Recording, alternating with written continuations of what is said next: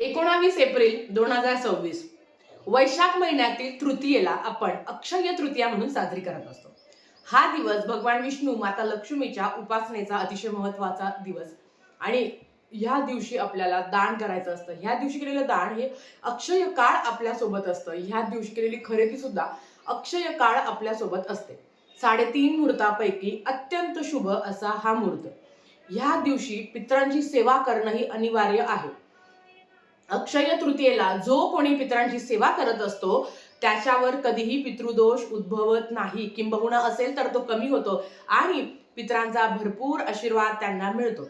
आजच्या व्हिडिओमध्ये आपण उदक कुंभ कसा भरून ठेवायचा, पितरांची जी काही सेवा आहे ती कशी करायची आणि मेन म्हणजे जो काही आपण पितरांना घास देतो, आघारी देतो ती कशी द्यायची त्या संदर्भातली माहिती बघणार आहोत। नमस्कार सर्वांना, श्री स्वामी समर्थ। तुम्हा सर्वांचं आपल्या चॅनलमध्ये खूप खूप मनापासून स्वागत। आता 19 एप्रिलला अक्षय तृतीया आहे। ह्या दिवशी पितरांची सेवा करणं महत्त्वाचं आहे।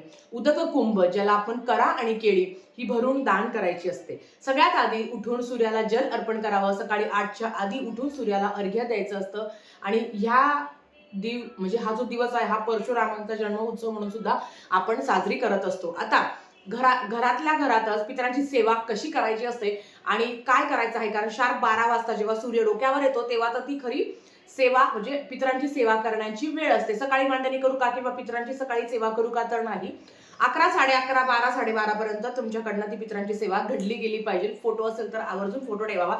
आता ताई, आमचे सासू सासरे जिवंत आहे आणि आम्ही काही कारणांसाठी बाहेर गावी राहतो, तर तुमची सासू सासऱ्यांनी पूजा केली तरी चालेल, तुम्हाला करायची गरज नाही। पण हो, तुमचे सासू किंवा सासरे दोघांपैकी एखादं जर वारलं असेल तर नक्कीच तुम्ही त्यांच्यासाठी ह्या दिवशी तुम्हाला सेवा करायची आहे, दान करायचं आहे, तर्पण विधी करायचा आहे। हो, तर्पण विधी सुद्धा पूजा मांडणी करण्याच्या आधीच तुम्हाला हा तर्पण विधी करायचा असतो। जेव्हा आपण पितृपक्षामध्ये तर्पण विधी करत असतो ना, तोच तुम्हाला ह्या दिवशी जेव्हा आपण नैवेद्य वगैरे दाखवतो तेव्हा तुम्ही तर्पण विधी करू शकता आणि पितृस्तुती स्तोत्रम किंवा पितृ अष्टकांचं पण तुम्हाला पठण करायचं आहे। त्या संदर्भातली माहिती लवकरच आपण बघूया। तर चला आता आपण मांडणी बघूया, स्वरूप बघूया। सुरुवातीला एक चौरंग घ्यायचा आहे। चौरंगावर एक पांढरं शुभ्र वस्त्र तुम्हाला ठेवायचं आहे। त्या वस्त्रावर एक पत्रवाळी तुम्हाला ठेवायची आहे। आता तुम्ही म्हणाल की याच्यावर आपण ताट ठेवू शकतो का? हरकत नाही, तुम्ही ताट ठेवू शकता, पण आपण जे काही इथे पूजणार आहोत, ज्याला आपण उदक कुंभ म्हणतो, हे आपल्याला दान करायचं असतं आणि खाली जे काही धान्य ठेवणार आहोत ते सुद्धा दान करायचं असतं। म्हणून हे सगळंच उचलून आपल्याला दान करायचं असतं। म्हणून तुम्हाला एखाद्या झाडाचं पान भेटलं, जे आपण पितरांना जेव्हा नैवेद्य दाखवतो त्या झाडाचं पान भेटलं तरी चालेल, नाहीतर इथे एक साधी पत्रावळी तुम्हाला घ्यायची आहे। सुरुवातीला इथे मी दिवा लावून घेतला आहे, जो मी ते खाली ठेवते। आता ह्याची मांडणी कधी करायची आणि याची दिशा कुठली असावी, तर लक्षात घ्या, दक्षिण दिशेला तोंड करून याची मांडणी केली तरी हरकत नाही, किंवा कुठल्याही दिशेला तोंड करून मांडणी केली तरी चालतं। दक्षिण दिशेला का बरं, तर तुम्हाला माहिती आहे ती आपल्या पितरांची दिशा मानली जाते। आता इथे जे काही मी पत्रवाळी ठेवलेली आहे त्याच्यावर तुम्हाला गव्हाची रास टाकायची। तर इथे मी गव्हाची रास भरून घेतलेली आहे। आपल्याला ही रास, हे जे गहू आहे हे सुद्धा आपल्याला दान करायचे आहे, म्हणून भरपूर अशी गहू येतील या पद्धतीने आपल्याला गहू ठेवायचे आहे। याच्यावर गहूच ठेवायचे, तांदूळ ठेवायचे नाही, ही गोष्ट लक्षात घ्या। आता ह्या दिवसाला तुम्हाला सगळ्यांना माहिती आहे की ह्या दिवशी दानाला खूप महत्त्व आहे। अक्षय तृतीयेला दानाचं महत्त्व असतं आणि त्यातल्या त्यात उदक कुंभ का दान करता याची तुम्हाला थोडक्यात माहिती सांगते। बघा, जेव्हा पांडवांनी विचारलं की आम्ही एवढे सगळे जप तप केले, आम्ही एवढे सगळे सेवा केल्या, त्या गेल्या कुठे, तेव्हा श्रीकृष्ण म्हणाले होते की तुम्ही ज्या काही सेवा केल्या हे सगळं तुम्हाला सुख आणि दुःखातच गेल्या। मग तेव्हा पांडवांनी श्रीकृष्णाला विचारलं की असं कुठलं व्रत आहे की जे केल्याने आम्ही केलेल्यांचं फळ आम्हाला अक्षय टिकेल, कधी संपणार नाही, किंवा असं कुठलं व्रत आहे का जे केल्याने आम्ही त्याची थोडी जरी सेवा केली तरी त्याचं जे कर्मफळ आहे ते आम्हाला चिरकाळ टिकेल। तेव्हा भगवान श्रीकृष्णांनी सांगितलं होतं की असं एकच व्रत आहे की तुम्ही अक्षय तृतीयेच्या दिवशी तिळा इतकं दान जरी तुम्ही केलं तरी ते अक्षय चिरकाळ तुमच्यासोबत टिकणार आहे, अक्षय तुमच्यासोबत राहणार आहे. म्हणून आपल्याला आपल्या पितरांच्या स्मरणार्थ ह्या गोष्टी दान करायच्या असतात. आता बघा, बऱ्याच वेळा असं होतं की आता वैशाख महिना सुरू झालेला आहे, अंगाची लाही लाही झालेली असते, पण आपण प्रत्येक ठिकाणी पाणपोई बांधावी एवढं सामर्थ्य आपल्यामध्ये नाहीये. कदाचित ते ज्यांच्याकडे असेल ते करू शकता, पण आपण करू शकत नाही. म्हणून एका माणसाचा जीव होईल, एका माणसाचं पोट भरेल, किंवा एका माणूस आहे जो पाण्याने व्याकुळ झालेला आहे तो तृप्त होईल एवढं आपल्याला दान करायचं असतं. आता याला म्हणता खेळी, याला केळी म्हणता आणि याला करा म्हणता. हे दोन प्रकार तुम्हाला सगळ्यांना माहिती आहे. बऱ्याच वेळा प्रत्येक गावामध्ये, प्रत्येक समाजामध्ये वेगवेगळी पद्धत असते. तुमच्या घरातली जर सवाष्णी स्त्री गेली असेल तर तुम्ही केळीची पूजा करायची असते, आणि तुमच्या घरातलं सवाष्णी न जाता एखादं पुरुष मंडळी केला असेल तर तुम्हाला कराची आपल्याला पूजा करायची असते. आता समजा माझे सासरे गेलेले आहे म्हणून मी फक्त कराची पूजा करणार आहे, कारण माझ्या सासूबाई जिवंत आहे. आता जसं मी तुम्हाला सांगितलं, प्रत्येक गावात फक्त सासूबाई जरी गेली असेल तरी दोघांची पूजा करता, किंवा फक्त सासरे जरी गेले असेल तरी दोघांची पूजा करता. प्रत्येक समाजामध्ये, प्रत्येक गावामध्ये वेगवेगळी पद्धत असते. तुमच्यामध्ये काय पद्धत आहे त्या पद्धतीने तुम्हाला ही सेवा करायची आहे. आता सगळ्यात महत्त्वाचं, जसं बऱ्याच वेळा महिलांचा असा प्रश्न असतो की ताई, आमचे सासरे पण जिवंत आहे आणि सासू पण जिवंत आहे, मग आम्ही करा आणि केळी यांची पूजा कशी करावी? तर बघा, तुमचे सासू आणि सासरे जर जिवंत असेल तर तुमची आजी सासू किंवा आजी सासरे दोघांपैकी एखाद्याचा मृत्यू झाला असेल तर तुम्ही करा किंवा केळी तुमच्याप्रमाणे तुम्ही पूजा करू शकता. पण आता बऱ्याच वेळा असा प्रश्न येतो की ताई, आमची आजी सासू आणि आजी सासरे पण जिवंत आहे, पण त्यांचे पण तर सासू सासरे गेले असेल ना, जर सासू गेले असेल किंवा सासरे दोघंही गेले असेल तर तुम्हाला दोघांची पण पूजा करायची असते. आता हे तुमचे सासू सासरे करणार. बऱ्याच वेळा असा प्रश्न येतो की ताई, आम्ही आमच्या गावानिमित्त, आमच्या कामानिमित्त आम्ही आमच्या गावाला आहे, मग अशा वेळेस तुमच्या सासू सासऱ्यांनी ती पूजा केली तरी हरकत नाही. पितरांची सेवा ही थोडीशी उलटी मानली जाते. आता आपल्याला हे रक्षासूत्र बांधायचंय. रक्षासूत्र हे तुम्हाला विषम समानात बांधायचं असतं, 1 2 3 ह्या प्रमाणात. म्हणजे 1 3 5 7 9 या प्रमाणात तुम्हाला रक्षासूत्र बांधायचं असतं. कारण जसं तुम्हाला मी सांगितलं की पितरांची सेवा ही थोडीशी उलटी केली जाते. आता बघा, 1 2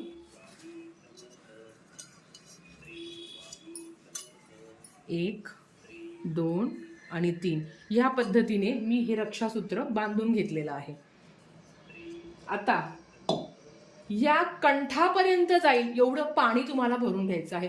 हा कंठ आहे, हे इथपर्यंत भरेल एवढं तुम्हाला पाणी भरून घ्यायचं आहे. आता ह्या कलशाची, हा जो करा आहे किंवा ही केळी आहे, तर याची आपल्याला पूजा करायची असते. याच्यामध्ये हळदी कुंकू अक्षदा अर्पण करून त्याच्यामध्ये फूल वाहून आपल्याला यांची पूजा करायची असते. आणि हे सगळं करताना मनोमन मी जे काही करतो आहे, जे काही कर्म मी करत आहे, तर हे माझ्या पितरांच्या स्मरणार्थ आहे, हे माझ्या पितरांना आहे, ह्या पद्धतीने तुम्हाला बोलायचं आहे. आता बघा, आपण जेव्हा कलश मांडत असतो तर आपण नेहमी कलशाला ज्या काही 5 रेषा आपण 5ही दिशेला आपण जेव्हा मांडत असतो तेव्हा वरतून खाली करतो, पण पितरांची सेवा ही उलटी असते. लक्षात घ्या, परत एकदा सांगते, पितरांची सेवा ही उलटी असते. म्हणून वरतून खाली या पद्धतीने तुम्हाला, म्हणून चंदन जर तुमच्या घरात असेल तर चंदन थोडंसं ओलं करायचं आणि 5ही दिशेला 5 रेषा तुम्हाला काढून घ्यायच्या आहे. स्वस्तिक काढायची गरज नाही, फक्त 5 दिशेला 5 रेषा तुम्हाला काढून घ्यायच्या. हे झाल्यानंतर आता ही केळीची आपली पूजा झाली आहे. आता मला कराची पण पूजा करायची आहे.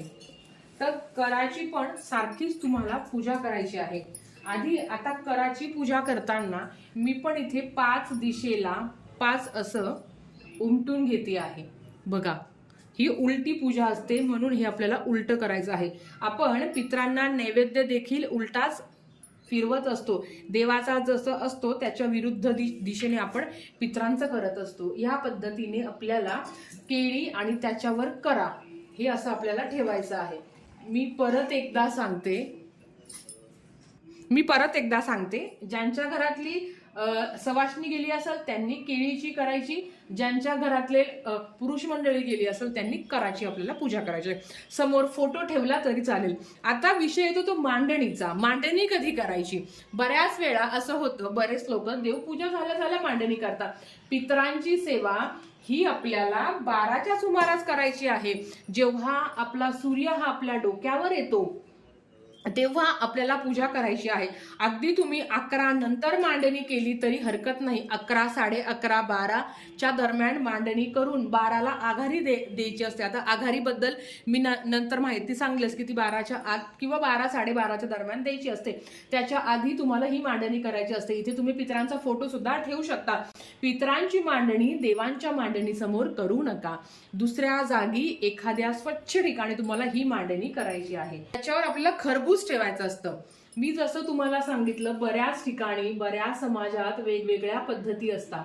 आता आमच्याकडे खरबूज ठेवलं जातो आणि जो काही आंबा आहे तो तुम्हाला नैवेद्याला ठेवायचा असतो. इथे खरबूज ठेवलेला आहे आणि आंबा तुम्ही कट करून पण ठेवू शकता किंवा डायरेक्ट आंबा ठेवू शकता. बऱ्याच घरात अजूनही ते पालन केलं जातं. आमच्याही घरात केलं जातं की अक्षय तृतीया नंतरच पितरांना आंब्याचा नैवेद्य दाखवल्यानंतरच आपण आंबा ग्रहण करू शकतो या पद्धतीने. आता ही मांडणी, एवढीच मांडणी करायची आहे. आता सगळ्यात महत्वाचं, ही मांडणी झाल्यावर आपल्याला नैवेद्य अर्पण करायचा असतो. तो तुम्ही जो काही गोडाधोडाचा नैवेद्य करणार आहात तो तुम्हाला अर्पण करायचा आहे. आणि आपण अक्षय तृतीया किंवा ज्याला आखाजी म्हणत असतो, तर आपण ह्या दिवशी मांड्यांचा नैवेद्य करत असतो. त्याच्याबरोबर आंब्याचा रस करत असतो, पुरण करत असतो. प्रत्येकाच्या गावात, समाजात वेगवेगळी पद्धत असते. आता हे सगळं झाल्यावर तुम्ही खाली रांगोळी पण काढू शकता. आता नैवेद्य दिल्यावर, हे सगळं झाल्यावर, नैवेद्य अर्पण केल्यावर त्या नैवेद्याची आघारी द्यायची असते. ती आघारी कशी द्यायची ते आपण बघूया. पितृपक्षात ज्या पद्धतीने आपण आघारी देतो ना, त्याच पद्धतीने द्यायची आहे. लोखंडाचं एखादं भांडं घ्यावं, त्याच्यामध्ये गौऱ्या टाकाव्या आणि जे काही लाकडं असेल तुमच्याकडे ते टाकावे. शुद्ध गाईचं तूप टाकावं, कापूर टाकावं, अग्नी प्रज्वलित करावी. त्याच्यानंतर घरातील कर्त्या पुरुषाने दक्षिणेकडे तोंड करून हा घास द्यायचा आहे. घरात म्हणजे जे आपण काही बनवणार आहे त्याचा थोडा थोडा घास टाकायचा आणि सगळं एकत्रित करून मग आपल्याला हा सगळा घास याच्यात टाकायचा आहे. खरं तर पितरं आपल्या घराच्या बाहेर येऊन बसलेले असतात, म्हणून ही जी विधी आहे ना, तर ही आपल्याला घराच्या बाहेरच करायची असते. आता घराच्या बाहेर जर तुमच्याकडे सोय नसेल तर तुम्ही गॅलरीतही करू शकता, पण सुरुवातीचा घास हा तुम्ही घराच्या बाहेरच टाका आणि मग सगळं एकत्रित करून ते तुम्हाला टाकायचं आहे. आणि जो व्यक्ती टाकणार असेल त्याचं तोंड हे दक्षिण दिशेकडे असावं आणि आपण प्रार्थना करावी आपल्या म्हणजे पूर्वजांसाठी. आणि घरातील थोडे थोडे प्रत्येकाने थोडं थोडं घ्यायचं आणि ते टाकायचं. आता हे सगळं थंड झाल्यावर तुम्ही निर्माल्यात टाकून देऊ शकता. आपण पितरांना आघारी दिली, कारण तुम्हाला माहिती आहे का, जो काही आघारीचा धूर असतो त्या धुरानेच ते तृप्त होतात. आणि ह्या दिवशी सुद्धा आपले जे कोणी दिवंगत गेलेले आहेत, पितृ आपलेले आहेत, ते पृथ्वीवर येतात आणि त्या धुराने त्यांचा आत्मा तृप्त होतात. ते त्या धुराने भोजन करतात. आता सगळ्यात महत्वाचं याचं काय करायचं, तर जसं मी तुम्हाला सांगितलं, हा जो उदक कुंभ आहे हा आपल्याला अक्षय तृतीयेच्याच दिवशी दान करायचा असतो. दुसऱ्या दिवशी वगैरे करायचा नाही. अगदी अक्षय तृतीयेच्या दुपारी तुमच्या घरातलं सगळं तुम्ही नैवेद्य वगैरे दाखवला. खरं तर या दिवशी सवाष्णी जेव घालायची असते. तुमच्या घरात जर सवाष्णी गेली असेल तर तिच्या नावाने एक सवाष्णी जेव घालायची असते. आणि तुमच्या घरात जर एखादा पुरुष मंडळी गेला असेल तर त्यांच्याच वयाचं एखादा व्यक्ती तुम्हाला जेव घालायचा असतो. आणि तो जो कोणी व्यक्ती जेव घातलेला असतो किंवा तो जेव येणारा असतो, यथाशक्ती त्याला तुम्ही दान धर्म करायचं असतं. ह्या दिवशी तिळी इतक्या दानालाही अनन्यसाधारण महत्व आहे. साक्षात भगवान श्रीकृष्णांनी सुद्धा हे सांगितलं आहे. आता बऱ्याच वेळा आपल्याला माहिती आहे, शहरामध्ये उपास करू कोणी येत नाही जेवायला, ज्याला आपण उपास करू म्हणतो. मग काय करायचं, तर एखादा व्यक्ती पोटभर जेवेल एवढं तुम्ही ते ताट बाजूला काढून ठेवायचं. जवळपास गायी असेल तर त्यांना तुम्ही देऊ शकता, नाहीतर एखादी गोर गरीब असेल त्यांना पण तुम्ही ते ताट त्यांना खायला घालू शकता. गायला दिलं तरी चालेल किंवा जवळपास जे गोरगरीब असेल त्यांना दिलं तरी हरकत नाही. या पद्धतीने आपल्याला पूजा मांडणी करायची आहे. आता सवाष्णी असेल तर अर्थात तिची यथासांग ओटी भरा, तिला दक्षिणा द्या. या पद्धतीने तुम्ही करू शकता. आधीच्या काळी असं व्हायचं की जो तुमच्या घरी उपास करू जेवायला यायचा त्याला हा उदक कुंभ तुम्ही दान करायचे. आता असं झालंय की सवाष्ण किंवा उपास करू कोणी येत नाही. मग काय करायचं, अक्षय तृतीयेच्याच दिवशी खालची हे जे काही तुम्ही खाली ठेवणार आहे, ताट असो किंवा काय असो, तर याच्या सहित हे गहू आणि ही केळी किंवा करा दान करायचं आहे. दान करताना त्या केळी आणि करामध्ये त्याच्या कंठा इतकं पाणी येईल, ते पाणी तुम्हाला दान करायचं आहे. त्या केळी करासहित ते पाणी तुम्हाला दान करायचं आहे. अगदी तुम्ही ते खरबूज आहे ते सुद्धा दान केलं तरी हरकत नाही. प्रत्येक गावामध्ये, प्रत्येक समाजामध्ये वेगवेगळी पद्धत असते. पण हा जो सण आहे हा आपल्याला हे सांगत असतो की अक्षय पुण्य आपल्याला आपल्या पदरी पाडायचं आहे. त्याच पद्धतीने दान धर्म हा सगळ्यात मोठं कर्मफळ मानलं जातं आणि ह्या दिवशी जर तुम्ही ते केलं तर नक्कीच तुम्हाला खूप जास्त प्रमाणात फायदा होईल आणि ते अक्षय काळ तुमच्यासोबत राहणार आहे.